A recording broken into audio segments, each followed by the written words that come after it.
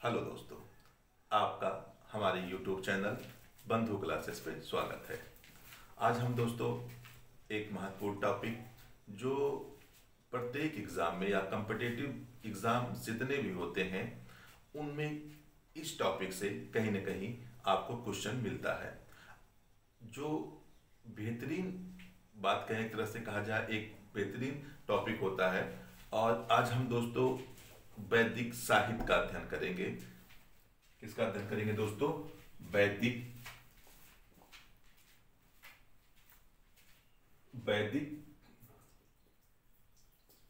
साहित्य वैदिक साहित्य का अध्ययन करेंगे। अब ये सर्वप्रथम ये प्रश्न उठता होगा दोस्तों आपके दिमाग में कि ये वैदिक साहित्य है क्या? वैदिक साहित्य हम किसे कहेंगे? वैदिक साहित्य दोस्तों, इस वैदिक साहित्य एक तरह से कहा जाए, जब हम वैदिक पीरियड पढ़ते हैं या वैदिक पीरियड में जो लिखा गया ग्रंथ था या वैदिक पीरियड के बारे में जिससे जानकारी हमें मिलती है, उसी को हम क्या कहते हैं? वैदिक साहित्य कहते हैं। वैदिक साहित्य के अंतर्गत दोस्तों हम 4 वेदों का अध्ययन करते हैं। 4 वेदों का पहला वेद होता है दोस्तों ऋग्वेद। दूसरा वेद होता है यजुर्वेद। और तीसरा वेद होता है सामवेद। और चौथे वेद की अगर हम बात करें तो अथर्ववेद। यानी इन 4 वेदों का जो अध्ययन किया जाता है वो किसके अंतर्गत किया जाता है? वैदिक साहित्य के अंदर किया जाता है। इन्हीं चारों ग्रंथों में, वैदिक साहित्य में अगर हम थोड़ा सा और विस्तार करें तो इन्हीं चारों ग्रंथों में अगर हम देखें, इनके अपने एक उप कह सकते हैं ब्राह्मण ग्रंथ, यानी ब्राह्मण ग्रंथ। दूसरा होता है आर्यक ग्रंथ।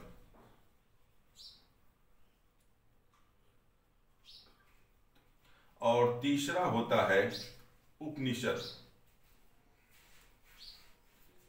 यानी वैदिक साहित्य के अंतर्गत हम इतनी चीजों का अध्ययन करते हैं, यानी ऋग्वेद, सामवेद, यजुर्वेद और अथर्ववेद। अथर्ववेद के अंतर्गत इन चारों के अंतर्गत कुछ उपग्रंथ लिखे गए। पहला जो लिखा गया उपग्रंथ है, जैसे हमने बताया ब्राह्मण ग्रंथ, दूसरा बताया आरण्यक ग्रंथ और तीसरा बताया उपनिषद ग्रंथ। अगर वैदिक साहित्य का थोड़ा और दिया जाए तो आखिरी जो बात की जाती है वो होती है वेदांत। वेदांत भी जो होता है यानी वैदिक साहित्य के अंतर्गत ही हम इसे सम्मिलित करते हैं। तो दोस्तों हम जो है वैदिक साहित्य का जो अध्ययन करेंगे तो एक एक करके हम वैदिक साहित्य का अध्ययन करते हैं। सर्वप्रथम जो हम अध्ययन करते हैं ऋग्वेद का। ऋग्वेद के बारे में हम लोग विस्तार से जानते हैं। पहला जो होता है, क्या होता है दोस्तों? ऋग्वेद की बात करें, ऋग्वेद की जब हम बात करें तो यह सबसे पुराना वेद है। यह सबसे पुराना वेद है। यानी ऋग्वेद क्या है? वैदिक ग्रंथों में सबसे पुराना ग्रंथ है, यह सबसे पुराना वेद है। इसमें यानी ऋग्वैदिक काल में 10 मंडल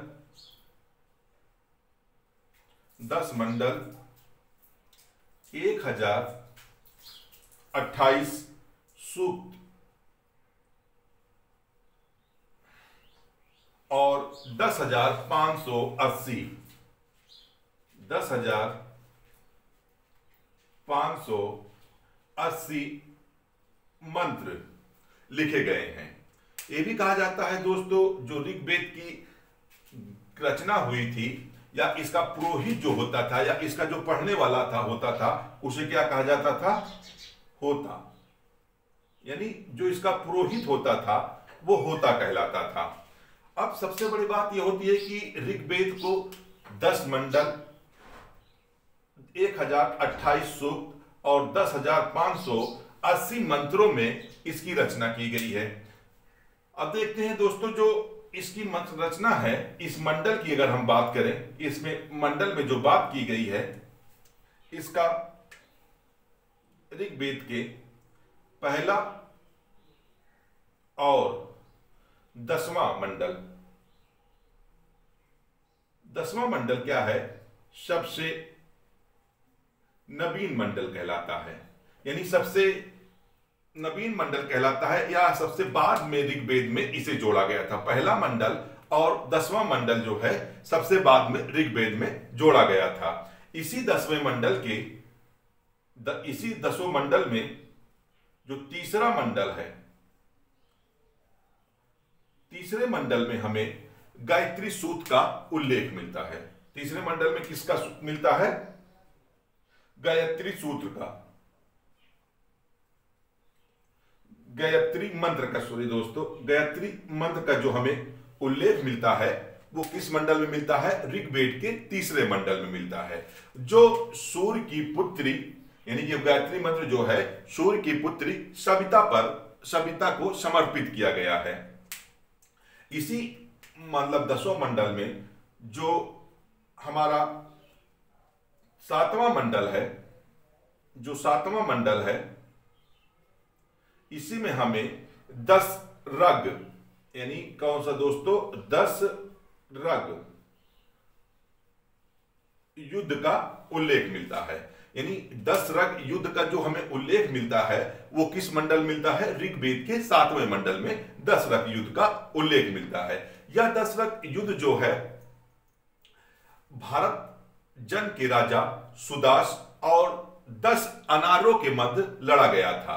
यह भी कहा जाता है दोस्तों, जो सुदास थे उनके पहले जो पुरोहित हुआ करते थे वशिष्ठ को हटा दिया गया और वशिष्ठ की जगह पे विश्वामित्र को राजा सुदास ने अपना पुरोहित नियुक्त कर लिया, और इसी बात से नाराज होकर वशिष्ठ ने 10 जनों का एक संगठन बनाया और राजा सुदास पर आक्रमण कर दिया। इस युद्ध में, यानी 10 रग युद्ध में अगर हम बात करें तो राजा सुदास की विजय होती है। आगे हम इसके बारे में जब बात करेंगे तो बड़ी डिटेल से बात करेंगे। और आगे हम देखते हैं जो ऋग्वेद के 9वें मंडल में, ऋग्वेद के 9वें मंडल में सोम देवता, जो वैदिक सभ्यता या ऋग्वेद के लोगों का जो महत्वपूर्ण देवता थे, सोम देवता का उल्लेख मिलता है।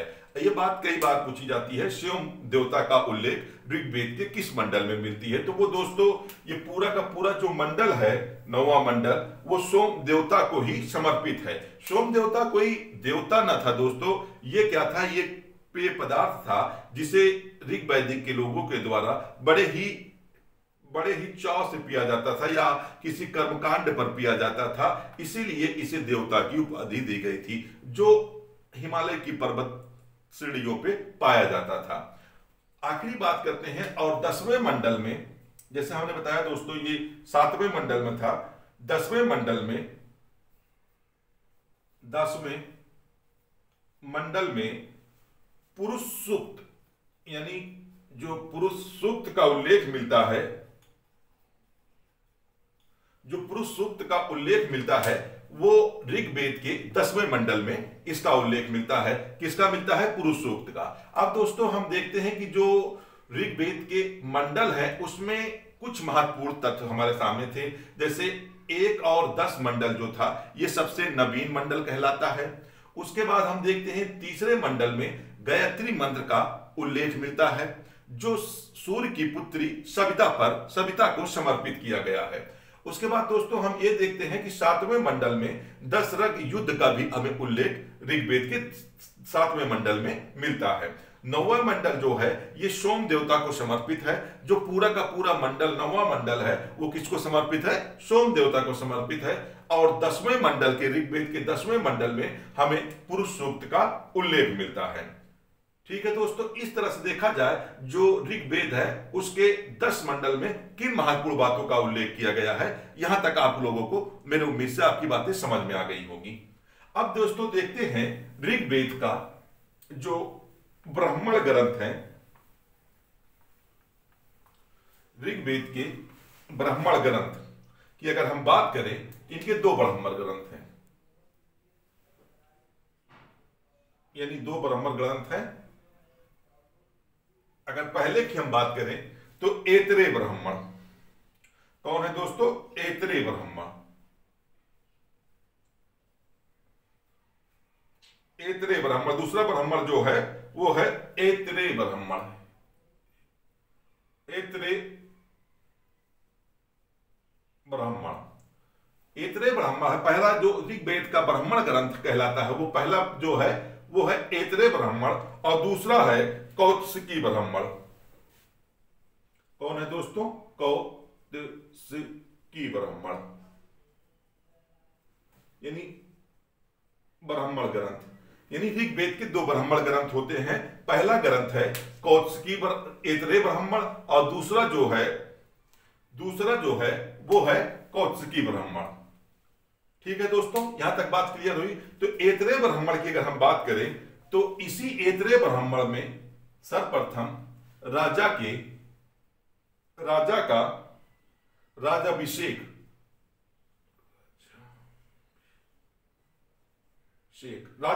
का जो उल्लेख मिलता है वो किस ब्राह्मण में मिलता है? ये क्वेश्चन भी पूछा जाता है दोस्तों। तो वो किस में मिलता है? ऐतरेय ब्राह्मण में मिलता है। इसी में सर्वप्रथम समुद्र का भी उल्लेख मिलता है। जो ऐतरेय ब्राह्मण है, सर्वप्रथम अगर बात की जाए समुद्र का उल्लेख कहां मिलता है? तो ऐतरेय ब्राह्मण में मिलता है। और ये भी कहा जाता है दोस्तों, राजा की उत्पत्ति का जो सिद्धांत है, राजा की उत्पत्ति का जो सिद्धांत है वो किसमें मिलता है? वो भी दोस्तों ऐतरेय ब्राह्मण में मिलता है। इस तरह से कहा जाए जो ऋग्वेद के ऐतरेय ब्राह्मण हमें महत्वपूर्ण तीन चीजों का उल्लेख मिलता है। राजा के राजाभिषेक का उल्लेख ऐतरेय ब्राह्मण में मिलता है, समुद्र का सर्वप्रथम जो उल्लेख मिलता है वो भी ऐतरेय ब्राह्मण में मिलता है, और राजा की उत्पत्ति का जो सिद्धांत है उसका भी उल्लेख हमें कहां मिलता है? ऐतरेय ब्राह्मण में, उसका भी उल्लेख हमें प्राप्त होता है। इस तरह से कहा जाए दोस्तों, इसके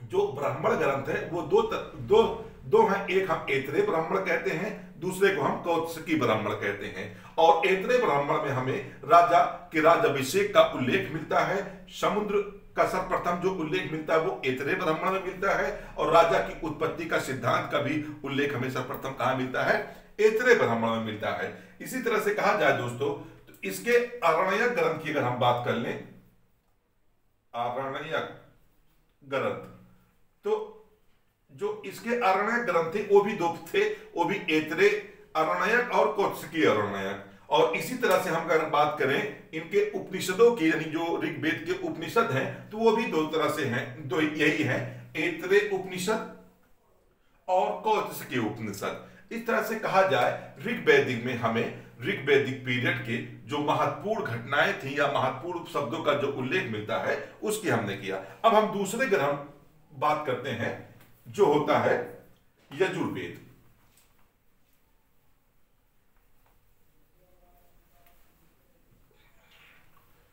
दूसरे की बात करते हैं, इसके दूसरा जो ग्रंथ वैदिक ग्रंथ होता है या वेद होता है वो होता है यजुर्वेद।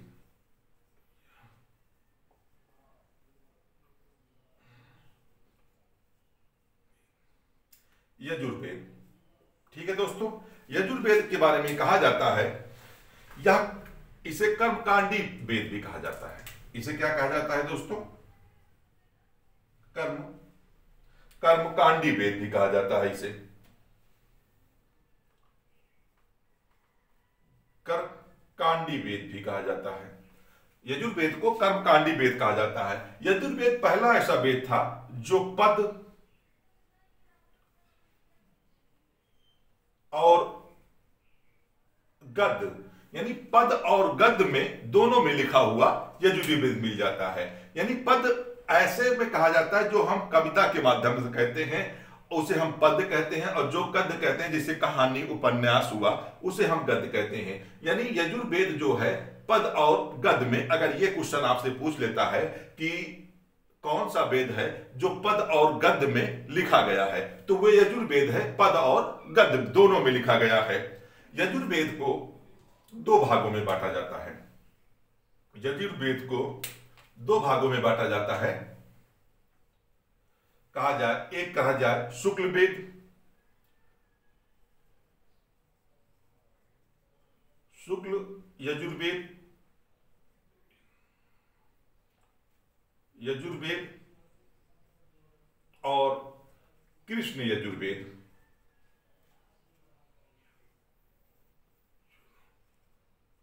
यानी दूसरा जो होता है, पहला जो होता है शुक्ल यजुर्वेद और दूसरा जो होता है कृष्ण यजुर्वेद। यानी यजुर्वेद को दो भागों में बांटा जाता है, शुक्ल यजुर्वेद और कृष्ण यजुर्वेद। इसी शुक्ल यजुर्वेद को वाजपेयी संहिता भी कहा जाता है।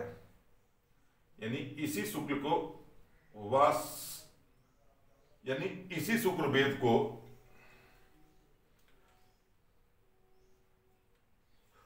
वाजपेयी संहिता भी कहा जाता है। संहिता भी कहा जाता है। वाजपेयी संहिता भी क्या किसे किसे कहा जाता है? शुक्ल यजुर्वेद को कहा जाता है। इसका जो ब्राह्मण ग्रंथ होता है, यानी जो शुक्ल यजुर्वेद है, इसका जो ब्राह्मण ग्रंथ होता है वो शतपथ ब्राह्मण ग्रंथ होता है। कौन होता है दोस्तों? शतपथ ब्राह्मण ग्रंथ। यानी जो शुक्ल यजुर्वेद है उसका जो ग्रंथ ब्राह्मण ग्रंथ है वो कौन सा है? शतपथ ब्राह्मण ग्रंथ है। और इसी शतपथ ब्राह्मण ग्रंथ में हमें कुछ बातों का उल्लेख मिलता है, जैसे जल प्लावन की कथा, जल प्लावन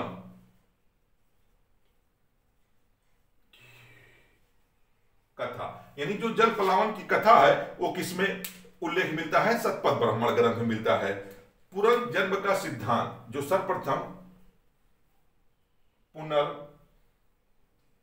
पुनर्जन्म का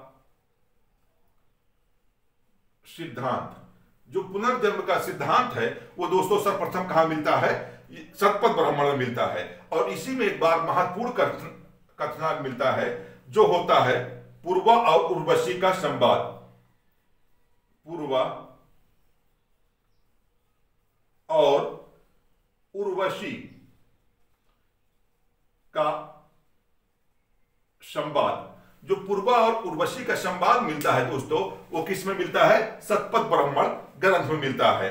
ठीक है दोस्तों, इस तरह से कहा जाए। और जो कृष्ण यजुर्वेद है, जो कृष्ण यजुर्वेद है, अगर हम कहें दोस्तों, कृष्ण यजुर्वेद का जो एक ब्राह्मण ग्रंथ होता है जिसे हम तैत्तिरीय ब्राह्मण ग्रंथ कहते हैं, इसका जो ग्रंथ होता है तैत्तिरीय ब्राह्मण ग्रंथ होता है। क्या होता है दोस्तों? तैत्तिरीय ब्राह्मण ग्रंथ।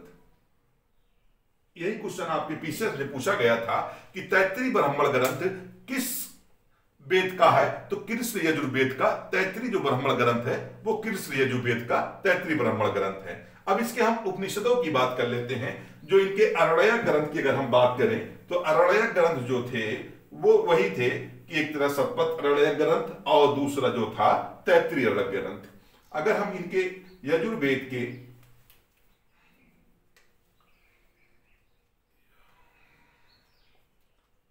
यजुर्वेद का उपनिषद ग्रंथ, यानी यजुर्वेद के जो उपनिषद ग्रंथ थे वो तीन थे, महत्वपूर्ण जो थे वो तीन थे। अगर हम पहले की बात करें, जो पहला होता है वो होता है बृहदारण्यक। बृहदारण्यक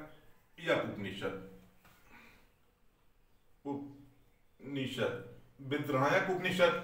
जो दूसरा होता है दोस्तों वो होता है तैत्तिरीय उपनिषद। जो दूसरा होता है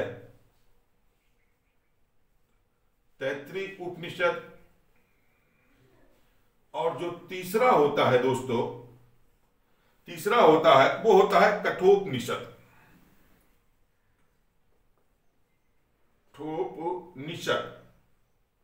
उपनिषद।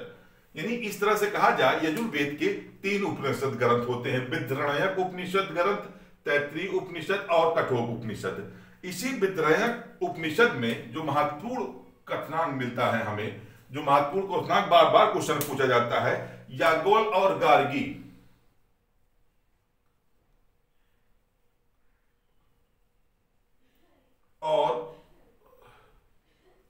गार्गी का महत्वपूर्ण संवाद, यानी याज्ञवल्क्य और गार्गी का जो महत्वपूर्ण संवाद का उल्लेख मिलता है वो किसमें मिलता है? बृहदारण्यक उपनिषद में हमें इसका उल्लेख मिलता है। अगर हम तैत्तिरीय उपनिषद की बात करें तो इसमें कहा गया है अधिक अन्न उपजाओ, यानी तैत्तिरीय उपनिषद में एक महत्वपूर्ण बात की गई है, अधिक अन्न उपजाओ। और अगर हम अब कठोप उपनिषद की बात करें, तीसरा जो हमारे पास उपनिषद होता है कठोप उपनिषद, यानी जो तीसरा यजुर्वेद का उपग्रंथ होता है कठोप उपनिषद, इसमें 2 बातें का उल्लेख मिलता है। दूसरा, इसमें यम और नचिकेता, यम और नचिकेता का जो संवाद का उल्लेख मिलता है वो किसमें मिलता है दोस्तों? जो संवाद का उल्लेख मिलता है वो किसमें मिलता है? कठोप उपनिषद में। इसी में आत्मा को पुरुष कहा गया है। इसी उपनिषद में आत्मा को पुरुष, यानी इसी उपनिषद में आत्मा को क्या कहा गया है दोस्तों? पुरुष कहा गया है। ठीक है दोस्तों, इस तरह से कहा जाए जो यजुर्वेद का उपनिषद ग्रंथ है वो तीनों महत्वपूर्ण हैं। एक बृहदारण्यक उपनिषद है जिसमें याज्ञवल्क्य और गार्गी के परिशिष्ट संवाद का हमें उल्लेख मिलता है। जो दूसरा उपनिषद है वो तैत्तिरीय उपनिषद है जिसमें अधिक अन्न उपजाओ का भी हमें उल्लेख मिलता है, अधिक अन्न उपजाओ। और तीसरा जो उपनिषद ग्रंथ है इसका कठोप उपनिषद ग्रंथ, इसमें यम और नचिकेता का परिशिष्ट संवाद का जो उल्लेख, ये कई बार एग्जामों में पूछा गया है, यम और नचिकेता का संवाद का उल्लेख हमें किस उपनिषद ग्रंथ में मिलता है? तो वो कौन सा उत्तर होगा दोस्तों? कठोप उपनिषद में। और इसी कठोप उपनिषद में आत्मा को पुरुष कहा गया है। ठीक है दोस्तों, यहां तक का फिर हमने समझा कि यजुर्वेद के बारे में हमने विस्तार से बात की। अब तीसरा जो वैदिक ग्रंथ होता है, या हम तीसरे वेद की बात करें,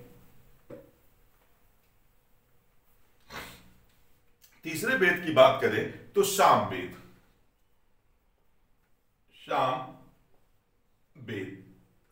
यानी तीसरा जो वैदिक यानी वेद है, ये वैदिक ग्रंथों में जिसे शामिल किया जाता है वो है सामवेद। सामवेद के बारे में कहा जाता है यह